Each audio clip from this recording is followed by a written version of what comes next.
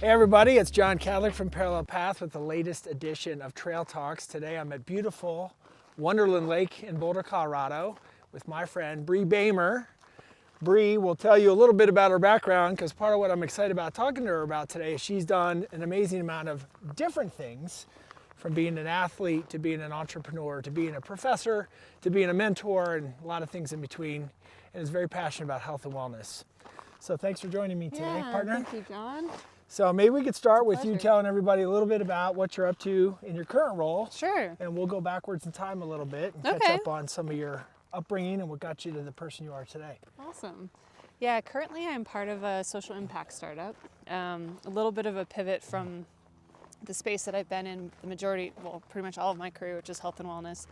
But I still feel like this company that I work for is on the health and wellness spectrum. So my company is called Goodie, and what we do is address food waste.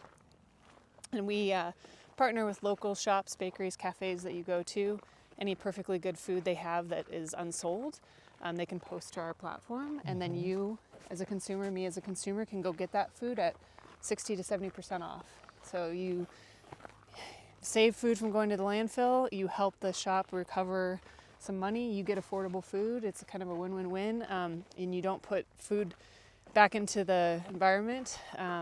It's actually one of the largest contributors to global climate change and emissions. So it's just a win-win-win-win all around. It's rare to find a triple, quadruple win or Right? whatever it is these days. Yes, all the yes. more impressive. And I'm a customer. And so I've witnessed it all firsthand personally many times over. Nice. So It's pretty fun, isn't it? it's very fun. It's kind of got a little gamemanship to it. Yeah, you don't know what you're going to get because that's how surplus food works. The shop doesn't know what they're going to have left over, so you kind of get a goodie bag is kind of a surprise. And I love it because I'm always like, ooh, what am I going to get? Sometimes you hope you're going to get certain things, but... That's right. That's right. Well, it's encouraged me to try some new things good. and to also save the food waste Yeah, at the same time. So. yeah. Well, let's go backwards in time a little bit because you've been a longtime health and wellness advocate. Not sure where that started in your DNA. Yeah. I could guess a little bit just because of your athletic background. So maybe say, where was your sort of first passion around health and wellness? And then maybe bridge that to how you became a high school, collegiate athlete, et cetera. Yeah, for sure. I mean, it's interesting because when I think about it, sport and activity has always been a part of my life. And so I can't pinpoint 100% except that my dad was a tennis coach. He was the tennis coach at Colorado State University for over 30 years. Oh and my gosh, that's awesome. Yeah. I'm a terrible tennis player. By the way. So he failed in his assignments, He apparently. did. But I mean, athletics and just healthy lifestyle was always kind of present. So that it was a natural thing to be active. I was terrible at tennis. I was terrible at anything that required coordination, really. But I always felt like I needed to be doing something. So eventually I took up running when I was in high school and just happened to be good at it. And it was definitely a combination of having the health wellness aspect, but also what I loved was having people that I had a common goal with. So the community aspect. I mean, I always wanted to be on a team, and all the other sports I just couldn't make varsity. I couldn't, but I wanted to be a part of something, you know? And so running was great because in high school in particular, you have a cross country team, you have a track team, and you get to kind of have a community of people around you. So I think it's just always been something that was part of my upbringing, but I also just loved what it brought me in terms of having people. I am an only child. My mom passed away when I was really young, so it was just me and my dad. And so even just having friends and people was just a great thing. Became your family, basically. Yeah, it became my family. Yeah. And so I couldn't imagine. I mean, people find that in other ways, if they're musicians or other types of group, maybe things. But for me, sport was the place I found it. So. And out of curiosity, what events did you run? Distance. I was terrible at sprinting. Although when you first join a track team, they want to see what you're good at. And so they make you do everything. I mean, the coach immediately was like, all right, no. Yep. Just, Okay, let's move on. yeah. Why don't you just keep running? So yeah, I did distance. In high school, that meant the mile and the 2 miles, sometimes the 800. And then I took up running, quote unquote, late for, I think, some, particularly in Boulder. I know a lot of kids start doing athletics when they're This is not normal though. teeny. Boulder. No, it's not. In that regard. Yeah. But I took up running when I was in high school. So my sophomore year of high school, I started doing distance running, and within that year, I went from being our number 4 runner. Well, at first I wasn't even on varsity, and then I made it onto varsity, and I was our number 4 runner on my sophomore year, and then next year I came back as our number 1. Oh, that's I just awesome. did what the coach told me to do, and You take direction well. It yes. sounds like. And I mean, running's easy because it's something where it's again, no skill is required. You just need to be willing to suffer and work hard. And so it was a logical fit for me and my personality. So by the time I was a senior, I was a decent runner. I'd won a state title, and I was able to get a scholarship to run in college. So I ran at CU for 2 years, and then I ran at the University of Wisconsin for 2 years. And there I ran 3K, 5K, 10K. So. All right, that's awesome. Yeah. And we're going to come back to a recent milestone before we close today. So, because I know you're still an avid runner today and sponsored athlete, maybe? I am. I have a sponsor by a small women-led business called Wazelle. Yeah. And they make women's running apparel. It was founded in Seattle over a decade ago, specifically to try to make clothes for women, by women. So I love being supported by them, and they like to support kind of the underdogs, I think, sometimes. So I feel really lucky to be a part of their brand. That's good. Yeah. So you obviously learned a lot as an athlete. You have this individual component where you want to achieve and be successful, and you're kind of fighting with yourself, if you will, but you're also part of a team at the same time. Right. So I'm just curious, like, what did you take from that experience, both at a personal level and what you felt like as a member of a bigger team? I think also, and everyone's journey is a little different, but being an only child and being alone, having other people who kind of depend on you was a huge thing for me. And so having been kind of thrown into an environment where people counted on you, not just for a performance, but for support, right? And for encouragement, and there's something, again, maybe family-like to it. I think that probably was one of the biggest things that I took from being a part of a team. And it gets even amplified when you're in college and you're all on scholarship and you need to win things. Yeah, there's pressure. There's pressure, yeah. And so the support and community aspect of that is even more heightened, I would say. And so I took a lot of that with me, particularly after college, when I started building businesses, the impact that we can have by just being a supportive, when you're having a good day, a bad day.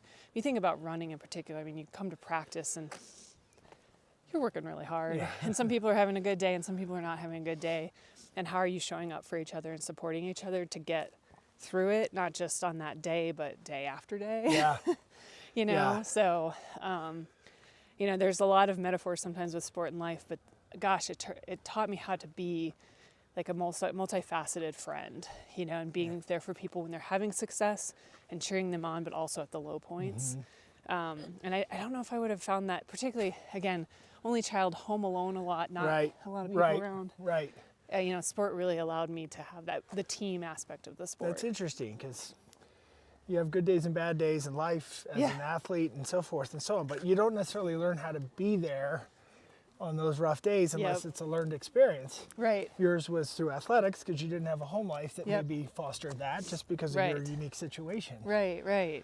So that's very interesting. Yeah, and there's definitely it's hard to describe, but I'm sure that, families feel this in a way too. People counting on you. Like there's a real sense of, okay, I can't let these people down, or I need to be there, I need to show up. And that's a really important, life skill that you need to be in those situations to really learn, you know? Yeah. And feel like that feeling of oh, people are counting on me. Yeah, I got to do my part. I got to show up. I got to come to practice on time. I need to do those. Yeah. I show up to work on time. Well, that's really good. So then, how did you sort of move beyond athletics, if you will, and got into your professional career? Assume you graduated. I don't know if there was a thought that you'd be a professional athlete, or just kind of move forward. A little bit, yeah. It's funny. I look at how sport has evolved, and when I was in college, the resources for going into professional athletics was not like it is now. For anyone listening to this, things like NIL, Yeah. where Right. athletes can make a ton of money in college and high school even. Different time and place. Different time and place, like that did not exist. And so, yes, I had aspirations, but the funding and the opportunities when I was in school just weren't there. And so you kind of, unless you were already like one of the best in the country, you need another job. Yeah. You need to be doing other things. And I found it incredibly difficult to be able to, my family didn't have a lot of money. I didn't come from a lot of money, so I needed to, start a career pretty quickly. And so I did try to go down being a professional athlete a little bit, but quickly fell into entrepreneurship. And when you start a business, your life becomes business. Right. So I've always been active, always been doing things, but I did put some of my professional running goals on the side when I started my own business, because it did require a lot of my attention. So which what? meant that we'll talk later, like some lifetime goals I hit much later in life. But maybe in some ways you should be more proud of that. Yeah, You know? yeah. So, well, maybe talk to me about what you've experienced in entrepreneurship and perhaps how it's related to your athletic background or not, Yeah. and sort of the skill sets that you find are essential to be successful. Honestly, I look back, entrepreneurship is probably the only place I could have landed, because it requires the same level of sacrifice and commitment that my sport did. And I think a lot of, and this is not to like necessarily knock anybody who doesn't want to do sports at a high level, but in order to do sports at a high level, it requires a different level of commitment. When I was in college, I was a full-time student, but also trying to perform at a very high level on the sports side. You have practice every day, you're traveling to meets, and you have to, perform at both levels. Mm-hmm. And a lot of times in college, the kids are out partying. I'm not partying, I'm hunkering down. Yeah. It's like you're 24/7 student or athlete. And that same level of constant awareness of what you need to be doing to succeed is required when you're starting a small business. Mm-hmm. When you're working for a Fortune 500 company where you have a 9 to 5 clock in, clock out type setup, there's a lot of structure in place. There's a lot of people who can help do things. It's much different when anyone who started a business, you're wearing literally every hat. And there's times where something breaks. It's 12, it's midnight. Who's going to fix it? You are. Right. There's no one else to fix it, And so I know for a fact that having to juggle all that I did throughout both high school, I was kind of like one of those high performing type people. I was in the International Baccalaureate program, which was like kind of a, AP on drugs program where you were just constantly doing school stuff. And I was a, runner, and I was on student council, and I did all the things, and being able to do all those things at a higher, level allowed me to start business and be able to do all of the things that were necessary to keep it running. Starting a business is just really hard, and anyone who tells you differently hasn't started a business. You aren't kidding. Yeah. You aren't kidding. Well, all the different businesses, and I won't make you go through all of them one by one, but most all of them have been health and wellness related. Yes. So obviously that's been a persistent passion of yours. Yeah. What have you found maybe, we talk to marketers and people that are brand builders and owners of health and wellness brands through these trail talks. Like, have you learned any sort of consistent lessons on how to, whether you're selling a product or a service, how to be successful in getting the word out or attracting customers or building loyalty or anything of that sense? Yeah, it's really interesting because the businesses that I've focused on, It's all been in the health and wellness space, but I think even deeper, it's been businesses that are allowing people to live happy, healthy lives. And that's where even just Goodie Bag, I mean, it's trying to help people live a better, happy, healthy life. And in that, there's an authenticity of if you are actually helping somebody live a happy, healthy life. And so when I think about, I mean, I've never been a marketing expert, but, my first 2 businesses, I was marketing. You were everything. Was everything. So I had to figure out how to get people to buy my product. And at the core, when you're building a business around health and wellness, and I just wish other businesses followed this motto, customers can tell if you're truly invested in helping them with their own personal health and wellness. And so even if you're building a product, like there's products I purchased where you can tell they care about the product that they are selling me and that it actually does whatever it needs to do for me. Yeah. And so my biggest thing that I learned was the more I can truly be authentic to the customer and make sure that they experience in whatever way possible that I am trying to create the best, service product for them, that's when it starts to really grow. Yeah. So many times when I did that, your customers actually become your biggest advocates, And so like if we would have a customer who like said they had a bad experience, for example, everyone would be like, no, they're great. Like, they're going to defend you 24/7 because you've demonstrated to 99.9% of every person that's exactly what you're after. Right. Right. And so if there's anything that I learned with marketing is if I can convey that and have people actually experience it at the same time, something good's going to happen. Yeah. And that's how all of the businesses have grown. Basically built an army of advocates Yeah. because you're authentic and true to yourself, and there's Yes. a sincerity in how you go about your business that is apparent. Yeah. So Because the only other, I kind of think about it. I'm sure there's other things in between, and you can probably tell me even more so, is like when you have an Amazon, they're so big, it doesn't matter.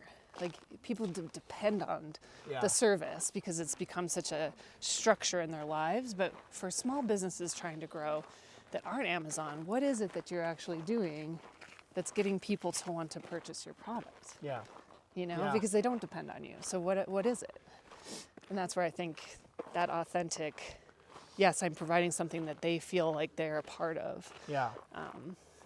I think that's totally true. And one of the things that we've observed in our space is just how is authenticity communicated and delivered and how it's changed over time with social media and influencers and things like that. Right.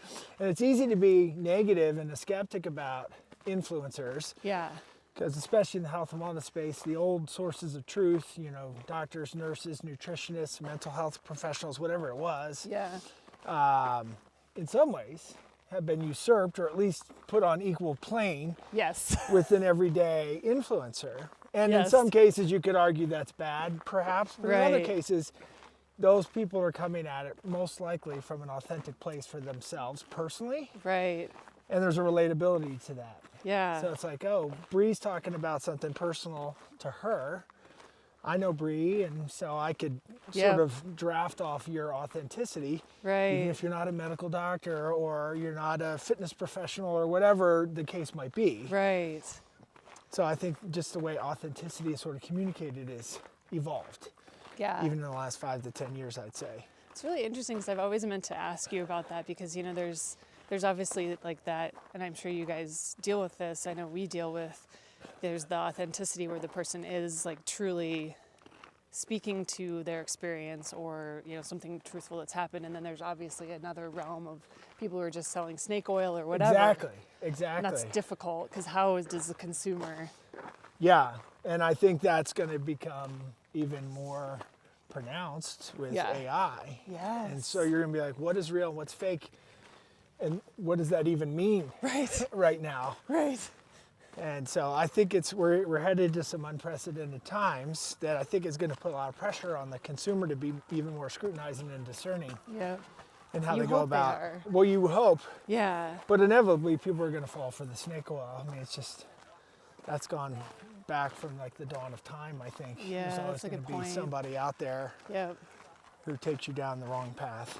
Well, I mean, we've at Goodie Bag, we've kind of dealt with that a little bit. You know, it's like we try to share realistic metrics of carbon emissions that have been reduced by purchasing Goodie Bags, you know, food saved from landfills and whatnot. And we've seen competition come up where they're inflating numbers and things like that to try to make it look. And it's like we want to stay as honest and well, truly honest to what you are actually accomplishing when you're purchasing one of our Goodie Bags. Yeah. You know, and it's hard to compete because you hear about greenwashing and all these things, and it's true, it happens all the time. It does. And I mean, how much time does the consumer have to research what's real and what's not? Right. Right. It's tough. It'll be interesting in the next few years trying to figure out how to navigate all that. Yeah. Like you said, with AI in particular. Yeah. I think it's a big quandary. So, tell everyone about your what got you to CU now, sort of coming life full circle to your teaching around entrepreneurship, and I've had the pleasure of joining you a few times. So, you're now officially our most popular speaker. They love you, John. Well, you must not get very good speakers. That's not true. Because yours is like so fascinating, like the marketing, and you do such a good job speaking it, teaching it. Well, yeah. thank you. Yeah. It's fun. I enjoy it, and there's Love so it. much that's constantly changing. It's Every year when I show up there, I'm like, oh my, Here's a new- lots changed in the last 12 months. Yeah. So. Yeah. But how'd you get to CU? Did someone ask you? Did you pursue it yourself? Someone asked me, and it's funny now that you asked, I was like trying to think back. I've been teaching at CU now for 7 years, teaching senior capstone entrepreneurship course where the students have to build a business in our class. And I teach with the co-founder of Techstars, David Brown. It's a great opportunity to connect with not just the university, but with these students that are just about to head out for their first job. And I mean, I absolutely love it. But yeah, a professor that I knew at the university 7 years ago asked me if I'd be willing to teach, because this course in particular, they want people from the community who are who've done it, who've built businesses. Well, kudos to them, first of all. I'm sorry to interrupt you, but a lot of times, here we go on we an got ice some patch. Ice, right? We'll baby step the one, ourselves. yeah. There is the theory, and then there's the reality. To your Yes. point, and if you've never been an entrepreneur, or you've never Yes. had the sort of proverbial buck stop with you. Right. That's a hard place to provide advice and real perspective on. So I'm glad that they saw that. I am too, because it's funny too. Like the class, the university, it's great. You have some freedom to how to teach it, but they have like a textbook that they're like, well, you can use this if you want. You don't have to. And David and I joke, everything in the textbook is not how it works. Well, probably as soon as they printed it, it was already out of date. Yeah. Right. I mean, it's like none of this is real, and so we tell them, you can read. So there's some things in here that are helpful, but really this is not how it works in the real world. And That's so good. so it's great to have real world, entrepreneurs teaching the course and telling them literally this is what's happening, this is how it works, this is how it worked for me. I mean, fundraising. Right. I mean, I just went through fundraising. Yeah. Nothing like fundraising was 3 years ago. Yeah. Yeah. So, yeah. It's great for them to actually hear from people who are experiencing it. So I love it. That's fun. Yeah. That's fun. Well, maybe as we're sort of looping back to the parking lot, we could get to some questions that I always like to ask about. Yeah. And I don't want to forget this milestone that Oh, wasn't sure. too long ago. So maybe first you could start there with this running milestone, and then I'll ask you a little bit about what else you do for your own personal health and wellness. So what happened not too long ago with your full circle moment in a running career? Thank you, John. So when you'd asked about like professional running, professional athletics when I graduated, it definitely was something I wanted to do, but fell into building a business, and from then on, literally just entrepreneurship 24/7. And I kid you not, I gave up on that dream. I still was always competing and doing athletics in some form, but not at that level. And when the pandemic hit, I had been doing triathlon. I did Ironmans for several years. Admittedly, I'm a runner by trade, do not like swimming, sort of like biking, but I just did it and then kind of got hooked on it. When the pandemic hit, all of a sudden the pools were closed. None of the races were happening. Should we go that way? Yeah, let's go up here. Yeah, none of the races were happening, and I, every morning I'd wake up, well, what do I want to do? I love running. I mean, that's what I've always loved, is running. And so I just went to running and found the joy in just running. And once the races came back, I said, well, I've never run an open marathon. Funny enough, the only time I'd run a marathon was after swimming 2.4, biking 112, and then running. And you're at your perfect time to be running a marathon. You're feeling great. Nothing else happened. I mean, the best time.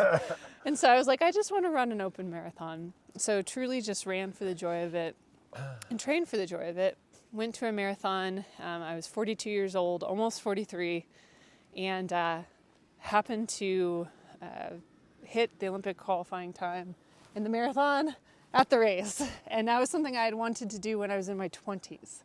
And it's one of those things where I gave up on it. I had people tell me at some point, like, you can't run that fast, because I would apply to like teams and things, and like, you're just okay. And so I just gave up on it. And it was a lesson in two things. Number one, to do the things that bring you joy, period. Number two, it's never too late. Like, it truly, people tell you that, and you can't truly believe it till you do it, and then you're like, wait, it really is never too late. I was 42. I ran a time that if I was 22, I would have loved to run. That's incredible. So you gotta totally do incredible. the things you want to do. Yeah, just amazing story, and you should be John. so proud. My goodness. Thank you. Olympic qualifying time at 42 years of age. Jeez. See, now I just say 42 is young. That's right. Do it at 52 and That's 62 right. I know, and 72 and just keep it going. I know, age is just a construct. That's so. right. That's right. Well, obviously running's your deep passion. Yeah. Is there anything else maybe you'd share that you do for your own personal health and wellness? Yeah. Funny enough, so one of the things I also learned, particularly through the pandemic, was to spend time where I can not be working and doing other things that just in general, like, I feel are important for my own living, just to feel like I'm living life. And it's one of the things I do for my health and wellness as well, is every day I spend at least 30 minutes to an hour listening to a podcast. Yeah. Podcasts are really important to me. I like learning in a way that, is challenging how I think. So every day I listen to sometimes I don't get through a full podcast if it's a longer one. Right. So, right. getting there a are snippet. some marathon podcasts out there. Yes, but I'll make sure I finish it within a certain number of days. But yeah, so every day, get 30 minutes to an hour of a podcast in. I just dedicate, and I've had the professor I teach with, David, he's like, how do you have time? Like, I make time. Yeah. Yeah. I make time. Well, with anything that's important. Yeah. You do that. Yeah. So that's another thing I do. There's lots of other stuff that I, try to focus on, but that's like a kind of a non-negotiable. Yeah. Every day. It's your mental juice kind of thing, in addition to your physical exercise. And then I run every day because I love running. That's incredible. So you're in the place to be doing a lot of running. It's beautiful here as we're experiencing today. We're so lucky. So, well, hey, I really appreciate you spending time with me. Thank you, John. It was wonderful to catch up. You're an inspiration to me and to so many others based on your background. Thank you, John. And appreciate all you guys tuning in. We'll see you out on the trail again here sometime soon. Take care, everybody.